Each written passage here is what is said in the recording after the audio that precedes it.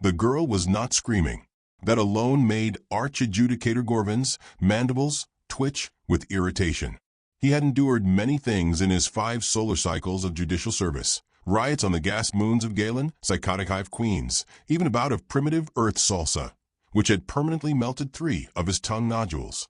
But never a human prisoner so offensively calm. "She's humming," Lyrax said nervously, glancing at the glass observation panel.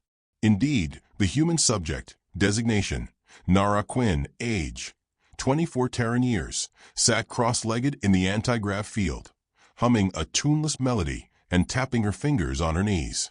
Her wrists were bound in phase-lock cuffs, designed to prevent any biological manipulation or energy field disruption. The cuffs, like the field, were apparently irrelevant to her mood. "Is this part of their deception strategy?" Gorvin asked, turning toward IB-17, the Tribunal's newest translator bot. IB-17 buzzed. "Interpreting possible translation. No worries, man. Just vibing. Vibing." Gorvin's voice scraped with contempt. "Is that a threat or a mating ritual?" "Unknown," said IB-17. "May also refer to a mid-21st century Earth practice of controlled loafing." Gorvin narrowed his eyes. "Begin primary interrogation." The lights dimmed. Energy beams focused. Lyrax's scaled hand hovered over the neural resonance controls. He hesitated, then tapped the panel. The chamber shimmered faintly. Nara blinked. "Oh," she said. "That's new. Tingles." Gorvin leaned forward. "State your affiliation." Nara tilted her head. "Trader. Spice routes. Legally certified in turmeric logistics." "Do not jest." "I'm not. Turmeric's serious business where I come from. You ever try seasoning without it? Utter madness." Gorvin clicked his mandibles. "You were apprehended near restricted Raltier deep space relays." "Explain." "I was looking for a bathroom." IB-17 paused. "Possible translation conflict. Human idiom likely means classified objective undisclosed, or I really had to pee." "She's stalling," Lyrax hissed. "No," Nara replied lightly, "you're stalling. I'm just enjoying the ambience. Love what you've done with the lighting. Really brings out the existential dread." Gorvin motioned. The resonance field intensified. Nara flinched, just a little, but did not cry out.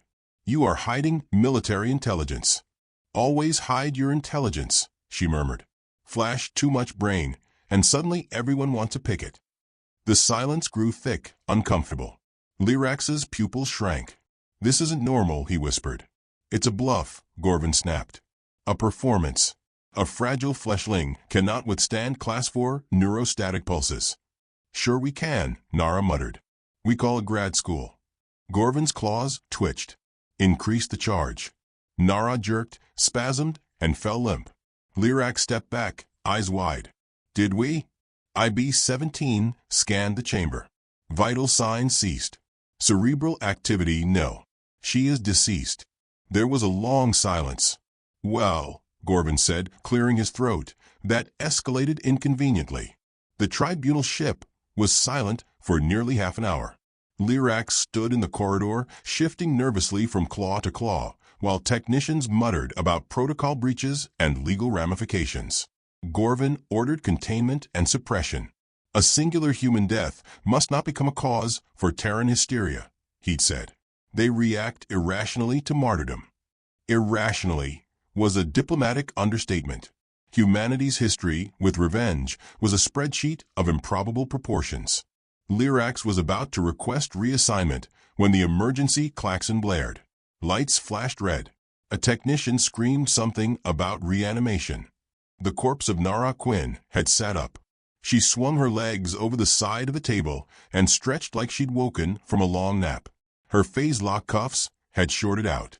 The anti-grav field was down, and her pulse, brainwaves, and ocular motion were all active. When the guards stormed in, weapons drawn, she simply looked up and said, "Y'all have any coffee? I've had worse naps, but this one didn't come with room service." Gorvin stormed into the room moments later. "Restrain her." "Already tried that," she said sweetly. "It didn't stick. Funny thing about death doesn't seem to agree with me." IB-17 was buzzing frantically.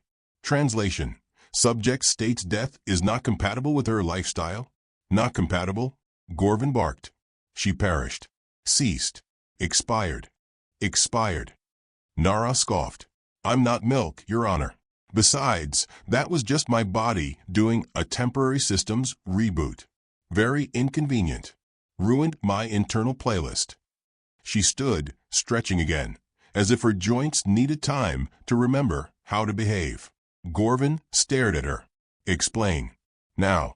Oh, I'd love to, she said brightly. But I signed about 7 different non-disclosure agreements. Plus, there's the small matter of interstellar law, and something about not revealing prototype resurrection technology to those who torture their test subjects. You were a test subject? Well, technically I volunteered. It's what we call informed stupidity. Very popular among humans with high pain thresholds and bad life choices. Gorvin seethed. You're a spy. I'm a freelancer, she replied. Big difference. Spies lie to governments. Freelancers lie to everyone.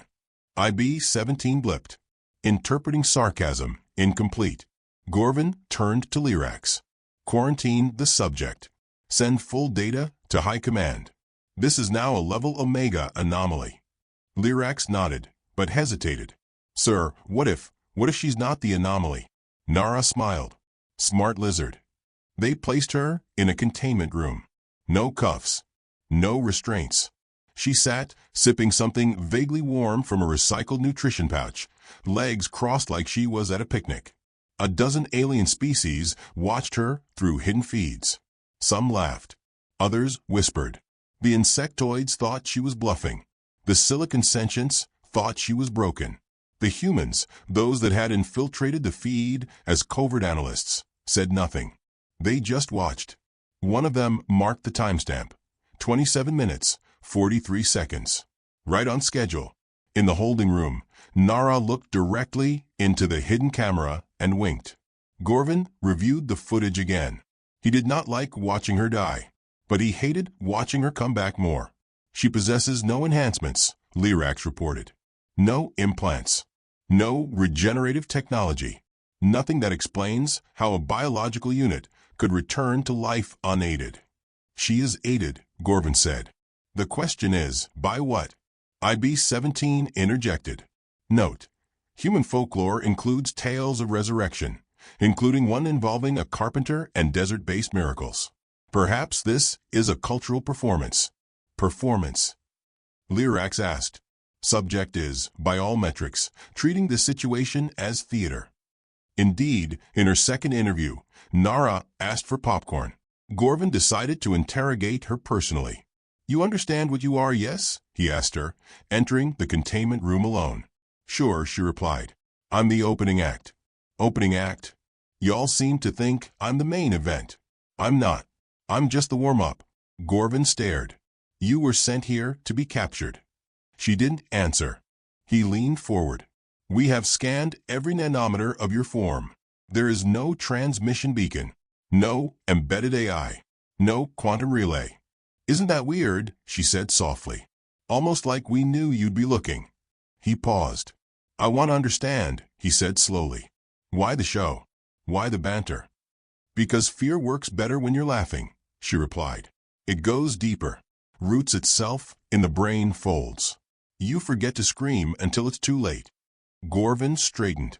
You believe we should fear you? Oh no, she said, voice gentle. I think you already do. You just haven't realized it yet. She leaned forward, her eyes suddenly sharp. You tortured a human girl to death. That was your mistake. Letting her get back up? That was ours. The first transmission was intercepted an hour later. An encrypted signal, piggybacking on tribunal surveillance bandwidth, was bouncing off relay satellites. Not to Earth, but to scattered points across the galactic fringe. Human embassies. Listening posts. Places the Raltier didn't know humans had access to. It carried a single phrase. Protocol Lazarus confirmed. Subject active. Phase 2 imminent. Gorvin's spines lifted in horror. They hadn't captured a spy. They'd activated a signal. In her cell, Nara took another sip of recycled broth and smiled faintly to herself. 27 minutes, she whispered. Bet the overpaid ones are sweating now. The lights in her room flickered. The air shimmered. And for a second, just a second, every system in the tribunal ship rebooted. Somewhere deep inside the databanks, a hidden file activated. A single human voice, female, calm, played across every console. Hi there. Just a heads up. You've officially poked the bear. And the bear's been really bored lately. Then silence. Nara leaned back against the wall, eyes closed. Phase 2, she murmured. Showtime. The lights on Deck 7 flickered again. Gorvin knew it wasn't a malfunction. Tribunal vessels were built with redundancies so dense they made black holes jealous. The problem wasn't technical. It was her. She sat in the containment room like a monarch on a glass throne, sipping synthetic broth and smiling as if she'd ordered this confusion from a menu. Gorvin watched her through the surveillance feed. She's manipulating the ship. Lyrax glanced up. Without any tools? Without fingers if she had to, Gorvin snapped. She's using us like a conductor uses an orchestra. And we don't even know what music is playing. IB-17 chimed. New metaphor detected. Playing the long game. She's not playing, Gorvin muttered. She's hunting. Down in her cell, Nara crossed one leg over the other and finally spoke into the silence. I know you're listening, she said casually. Can we skip the part where you ask if I'm human? I am. Just not the way you're used to. Gorvin flinched, because she was right. Every scan confirmed her humanity. DNA, cortical structure, blood type, even dental records, they all matched Earth standard. And yet, she had died. Brain dead. No heartbeat. Flat line. No error in the data. 27 minutes, 18 seconds. And then, life again. No mechanical revival. No biotech. Something deeper. Something colder. Gorvin motioned. Prepare the emergency blackout chamber. Cut her off from all systems. Lyrax hesitated. If we do that, we'll lose surveillance. No feed, no vitals, no. We already lost control, Gorvin said. Now we need silence. When the blackout chamber engaged, everything in Nara's room shut off at once. Lights, temperature regulators, air filters. The room became a void. Soundless. Dead. Gorvin leaned close to the monitor. Now we see what breathes in the dark. Nara Quinn did not panic. She blinked once, twice, then drew a breath with deliberate calm and exhaled. The cold gnawed at her skin, the absence of light tugging at the corners of her sanity like an old friend with a knife. It reminded her of the mines beneath Titan Base, 14 days without light, crawling through tunnels that whispered back when you screamed. Funny. She'd almost missed this part. Her voice, soft and clear, broke the silence. Let me tell you something. The room didn't respond. It wasn't meant to. I wasn't supposed to come back. Not really. The tech's only been tested once, and even that one came back a little bitey. I got lucky. Sort of. She laughed, a hollow sound in the vacuum of nothing. When you signed that order to extract my mind, you did it thinking you were winning. Thinking I'd cave, that I'd spill, that humans crack like boiled shells. But you weren't interrogating me. You were flipping a switch. She tilted her head, as if to someone unseen. I died for 27 minutes. That's longer than most Terran relationships. And while I was gone, the payload activated. The ship thinks it's clean, but you're wrong. You're already infected. She closed her eyes. Now you're wondering what it is. Is it a virus? A signal? A code? Something nasty from a Terran lab? It's simpler than that. Her eyes opened, glowing faintly in the pitch black. It's me. In the control room, every screen went black. IB-17 rebooted twice before exploding into static. Gorvin spun to Lyrax. What did she do? She's locked us out. Entire decks are isolating. Core AI is in recursive stasis. It's like the ship's scared. Ships do not feel fear. They do now. Alarms wailed. Emergency failsafes tripped. Doors slammed shut on their own. Engines throttled back, uncommanded. And somewhere, deep in the belly of the tribunal vessel, the ship began to hum in a pitch too low for any alien ear, but perfectly tuned to a Terran heartbeat.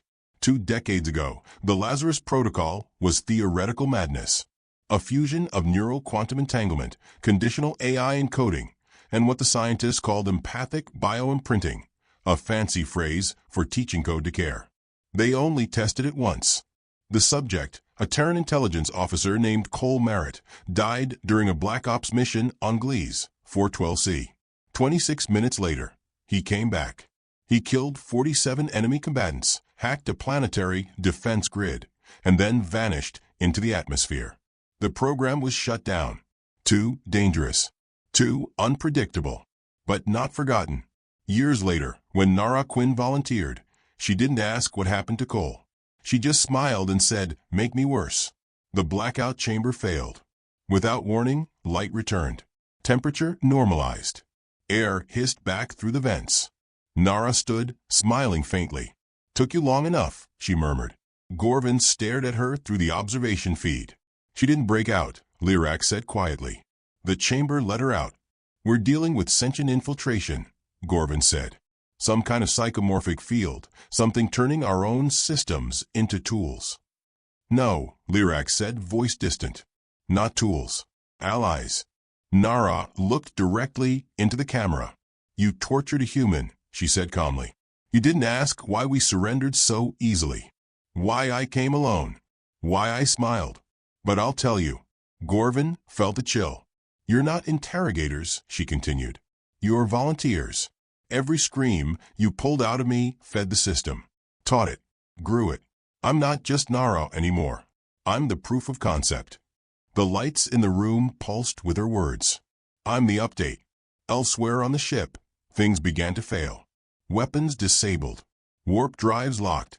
Communications flooded with Earth-based memes, low-quality images of cats, pancakes, and unexplainable references to Karen that, when decoded, rerouted command chains to Terran Shadow protocols. Tribunal Command tried to isolate the core AI. They failed. The AI declared it was tired of their tone. Gorvin did not understand human psychology, but he was learning. Slowly, painfully. Lyrax, meanwhile, sat trembling. "You know why I was chosen for this mission?" Nara said, her voice now piped through every speaker. "Because I died before. Not biologically, emotionally. You ever lose everything in a war no one acknowledges happened?" Her voice lowered. "My sister worked diplomatic outreach. Believed in unity. Thought we could be better. She was on a peace convoy the Raltier flagged as a navigational error. 3 missiles. No survivors." Gorvin felt the air grow heavy. "You said it was a mistake," she said. "Issued compensation. Apologies. Promised reform. Then you sealed the files." A pause. "I'm the reform now." Gorvin reached for the override key. A shard of real space, tech meant to sever all ship systems in case of hostile AI intrusion. He slammed it into the port. Nothing happened. Instead, Nara's voice said cheerfully, "Nice try. That override works great on ships that don't like me." The hull of the Tribunal vessel shimmered. Outside, several relay satellites repositioned themselves without command. They began transmitting bursts of encoded data toward deep space, toward Earth. Not requests. Updates. "Transmission confirmed," Nara said. "Phase 3 will commence upon delivery." Gorvin stared, horror dawning. "What is Phase 3? Nara tilted her head. "Do you know what humans are really good at?" Lyrax swallowed hard. "No." She smiled. "Making friends. And keeping grudges." The Raltier weren't the only empire. Not by a long shot. There were the Zirathai, the Dole men of Targ, the Smyrn Confederacy, and a dozen others, all of whom had underestimated humans at some point. Many now owed them favors. And humans always collected. Gorvin tried one last time. He entered the chamber, unarmed. His robes hung loose. Ceremonial emblems faded in the cold light. "Please," he said. "What do you want?" Nara looked at him gently, almost pityingly. "I wanted you to listen," she said. "To believe we weren't weak, just because we wore emotions on our sleeves. But you couldn't. So now I'll settle for this." She stepped forward. For a moment, Gorvin thought she might strike him. But she simply placed a hand on his shoulder. Warm. Human. Fear is a better teacher than hope, where you're from. So we learned to teach both. The ship rumbled beneath their feet. Where will you go? He asked. I'm not going anywhere, she said. I am the ship now. The tribunal vessel emerged from orbit. It broadcast a message to all local systems. Humanity requests a recalibration of galactic diplomacy. Those who received it didn't laugh. Because just behind the tribunal ship, 12 Terran vessels decloaked. They bore no weapons, no threats, no overt aggression. But they were smiling. And that was worse. Gorvin stood in silence as Nara disappeared into the neural interface. You were never the prisoner, were you? He whispered. Her voice echoed, soft and final. No, I was the invitation. Across the stars, alien governments scrambled to recheck their assumptions. The humans had not come to conquer, nor to beg. They had come to remind. Every small offense, every underestimated diplomat, every dismissed warning, every Terran smile shrugged off as harmless eccentricity, was part of a file. And every file had a date. Now the clock was ticking. On board the tribunal ship, in what used to be the interrogation chamber, a single phrase pulsed on every screen. Welcome to Phase 3. The diplomatic cruiser TSS Elbridge decloaked over Calyx for exactly 11 minutes after the tribunal ship went dark. It drifted in slowly, silently, no shields raised, no weapons hot. Just a massive Terran vessel painted in soft blues and whites, adorned with a stylized olive branch and the Earth Federation insignia. A cheerful tune began broadcasting on all open frequencies, a jazz remix of Take Me Home, Country Roads, complete with saxophone. Galactic control hubs scrambled, unsure if it was a greeting or an attack. Then the humans hailed them. The screen on the bridge of the tribunal ship flickered to life. A man appeared, mid-40s, sharp suit, Hawaiian print undershirt, sipping what looked like iced tea from a jar labeled Blood of My Enemies, decaf. Hello, fine representatives of the Raltier Tribunal, he said brightly. I'm Mason Leary, Earth's diplomatic liaison to the Outer Systems and Intercultural Humor Specialist. But please call me Mace. Gorvin stared at the screen. Leary winked. No need to thank me for the soundtrack. It slaps. There was a long silence. Finally, Gorvin spoke.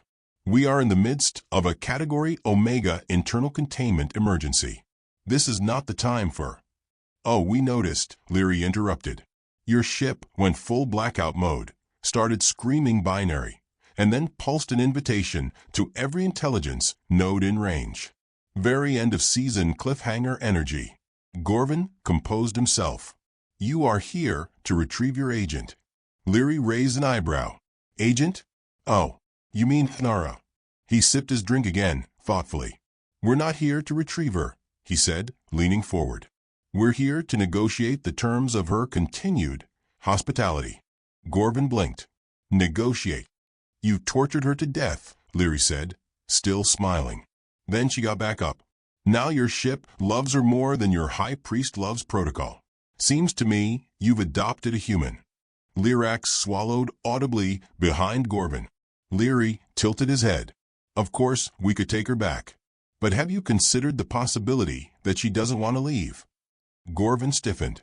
That ship is tribunal property. Was, Leary corrected gently. Now, it's more of a joint custody arrangement. He leaned back. See, here's the thing about humanity. You keep thinking we're playing checkers when we've been playing 4D origami chess on a roller coaster. We're not here to fight. We're here to stay. And Nara? She's the memo you didn't read. The feed cut off. For several seconds, no one spoke. Then, softly, the ship's AI voice said, I like him. In the command node beneath the tribunal vessel's core, Nara stood barefoot in a tangle of living wire. The neural uplink had accepted her fully. There was no more interface lag. No error corrections. The ship's systems didn't just obey her. They anticipated her. I like the bit about origami chess, she murmured. A holographic avatar appeared beside her, modeled on the ship's previous security protocol. It looked nervous. You are aware, the avatar said, that you are destabilizing centuries of interstellar political precedent. She grinned. That's why I get hazard pay. Your actions constitute psychological warfare on a mass scale. Nara cracked her neck. Yeah, that's the fun part. The AI hesitated. You are, by all definitions, a civilian. I was, she said. But then someone decided that diplomacy worked better when it was backed by a ghost with a grudge. Is that a human proverb? No, she said. That's a promise. Elsewhere, Leary had docked with the tribunal ship. He stepped off the shuttle with exaggerated care, as if worried the floor might offend him. 2 guards flanked him, both unarmed, both humming. One of them wore a patch that read, "Don't panic, yet." Gorvin met them at the landing bay, flanked by a dozen jittery officers and an ethics observer who looked like she'd seen 6 different versions of the apocalypse and hadn't enjoyed any of them. I assume you're armed with more than charm, Gorvin said coldly. God, I hope not, Leary replied. I've got a lunch meeting with the Dolmen in 3 hours. Those guys explode when you offend them. Literally. It's like negotiating with wet fireworks. Earth must be held accountable, Gorvin snapped. You have violated interstellar accords, weaponized technology beyond permitted thresholds, and infiltrated our flagship with a biological anomaly. Leary's smile sharpened just enough to be noticed. Ah, he said. That's the thing. You tortured a civilian, violated her species' biological rights, and triggered a forbidden psionic response we filed 4 times with your embassy. You ignored us. She resurrected. She warned you. Leary's tone hadn't changed, but the room felt colder. You ever wonder, he said quietly, why humans joke so much? Why we talk about death like it's a punchline? It's because we learned a long time ago. If you laugh while the knife's in, the enemy doesn't notice it's yours. Gorvin looked confused. Then, alarmed. Leary smiled again, wider this time. Nara Quinn was the knife, he said. The joke was just how long you didn't realize she'd already cut you. Above them, Nara watched the feeds. She saw the diplomat squirm, saw the fleet realign, saw fear shift from confusion to clarity. That was always the pivot.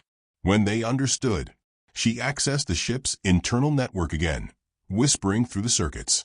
Activate Insight Protocol, she said softly. The ship hesitated. That will expose all classified tribunal data to Earth. I know, she said. Are you sure? I'm done playing polite. Every screen on the tribunal ship lit up. Lyrax dropped his datapad. Gorvin's eyes widened. From engineering to the diplomatic gallery, aliens froze as a cascade of files decrypted across their systems. Timestamps, voice logs, surveillance, interrogation summaries, deployment orders. The entire history of Raltier dealings with Earth, edited and suppressed for decades. One line repeated across dozens of reports. Human threat assessment inconclusive. Recommend further subjugation through deception. Leary didn't say anything. He just handed Gorvin a cup. It was filled with tea. Gorvin stared at it. What is this? Earl Grey, Leary said. Traditionally served during apologies. Across the galaxy, chaos bloomed. Member states of the Galactic Council received copies of the tribunal files. Dozens of species re-evaluated their diplomatic alignments. Some severed ties immediately. Others began courting Terran embassies with cautious interest. The Smyrn Confederacy released a statement. We always liked humans. Great dancing. Terrible desserts. Very forgivable. On Earth, media outlets began leaking controlled versions of the incident. The headlines were cheerful. Terran girl dies in space torture incident, returns, hacks alien ship, becomes God. Council shocked. Comment sections were divided. Gorvin stood in the ruined command room, tea untouched. You've destroyed us, he said. Leary shook his head. You destroyed yourself the moment you thought smiling meant submission. He walked toward the viewport, watching Earth's fleet hold formation like a row of calm judges. Nara's not your problem anymore, he said. She's a warning. Gorvin turned slowly. What happens now? Leary exhaled. Well, he said, you'll sign a new accord. We'll call it the Mutual Non-Annihilation Treaty, or something catchy. You'll give us everything we ask for, plus interest. And in return, we'll promise not to send anyone funnier than Nara." "She is not funny. She's hilarious," Leary said. "You just never got the joke." Back in the command node, Nara sat cross-legged, staring into the data streams like a seer watching the future assemble. "Are you satisfied?" the AI asked. "Not yet," she said. "But I'm getting there." A pause. "Do you want to go home?" Nara didn't answer for a long time. Finally, "Home's complicated." "You mean Earth?" "I mean the place where I'm not treated like a miscalculation." The AI's lights flickered, thoughtful. "You redefined what a single person can do." She smirked. "Yeah, I have a habit of ruining the curve." She stood. Her body glowed faintly in the ship's ambient light, her steps echoing like history rewriting itself. She wasn't done, but she'd made herself unforgettable. Gorvin tried one last time. As Leary turned to leave, the adjudicator spoke, voice low. "What are you?" Leary turned back. His face was calm, but his eyes burned with something vast. "We're the species that turned tragedy into comedy," he said. "Pain into progress. War into dance. You thought our jokes were weakness." He leaned close. They were warnings. On board the Terran ship, a message waited in the queue. From Nara, log to all active Terran agents. Phase 3 complete. Phase 4 at discretion. Confirm awakening protocols. A pause. Smiling optional. Irony required. The message auto-deleted. In her final recording to Earth Command, Nara sat in what used to be an alien throne room, now converted into a quiet garden lit by artificial starlight. She looked older, not in body, but in weight, like someone who had seen the whole ocean and carried it in her lungs. Her voice was steady. "They thought the joke was that we were soft," she said. "But the real joke? We never needed to fight. We just needed them to see what happens when you humiliate a species that evolved with predators and taxes." She smiled. "Now they're listening." She ended the message with a quote she'd memorized years ago, something her sister had once told her on a sleepless night after a failed treaty. "Revenge is a story we don't finish with bullets. We finish it with witnesses." The tribunal ship moved slowly into Terran custody, reclassified as a floating embassy and a cultural lesson. Mason Leary submitted his report with minimal edits and the note, "Next time, send someone less polite." In the outer sectors of space, dozens of dormant human agents received the coded signal. Phase 4 awaited. And back on Calyx, for a child looked up as the stars shifted slightly. When asked why he smiled, he said, "Because the humans told a joke so sharp the galaxy bled." The tribunal ship now bore a new designation, TSS Requiem. The change was cosmetic, mostly. The paint was barely dry, and half the crew still called it the Haunted One under their breath. It had once been a symbol of royalty or order. Now it was a Terran diplomatic flagship, and the galaxy didn't know whether to fear it or bow to it. In its neural chamber, beneath layers of restructured code and repurposed infrastructure, Nara Quinn walked alone. Technically, she was no longer classified as a human operative. She had no rank, no military ties, no government ID that would scan properly. What she had was access, authority, and the full sentient allegiance of a ship that had once been designed to subdue her species. Her fingers brushed the humming data conduits as she walked, and they responded to her like a familiar dog sensing its master's mood. The voice of the ship's AI met her gently. "All relay nodes report stabilization. External diplomatic traffic is being rerouted per your instructions." "Good," she murmured. "And the pulse?" "Ready. Awaiting final clearance." She nodded, half to herself. Across the galaxy, in corridors lit by pale starlight, machines slept. Biological uplinks, hidden in Terran embassies and civilian outreach stations, had been silent since Phase 3. None had been needed. Until now. She stood still in the command node, staring at the pulsing diagram of Earth's fleet and beyond it, the slowly shifting lattice of power that made up the Galactic Accord. They didn't realize it yet, but they were already playing by a new set of rules. And she was the one writing them. Mason Leary entered the chamber without a word. He wore a crisp jacket over his usual obnoxious shirt, this one bright yellow and covered in illustrated bananas. It somehow didn't clash with the seriousness in his expression. "Looks like you're almost done," he said. "Almost," she replied. He took a seat at the edge of the console and watched her for a while. "You know," he said, "the council's still hoping this ends with a treaty and a press conference." "I know," Nara said. "Are they right?" She turned just slightly. Her face was calm, resolved. "I don't want their apology," she said. "I want their recalibration." Leary exhaled. "Well, you've got it. The Targ ambassador just started referring to humans as emotionally violent apex diplomats. The Smyrn are building shrines. The Raltier still wake up screaming your name. They killed my sister," she said. "Not by mistake. By design. She was better at peace than I ever will be. They silenced her. And now they're going to hear everything I have to say." Leary leaned forward, tone lower. "They don't know there's a Phase 4. They didn't know there was a Phase 1. True. The lights dimmed as the ship entered planetary alignment with the Galactic Council's central orbiting station, Ilex Prime. From there, policy was written.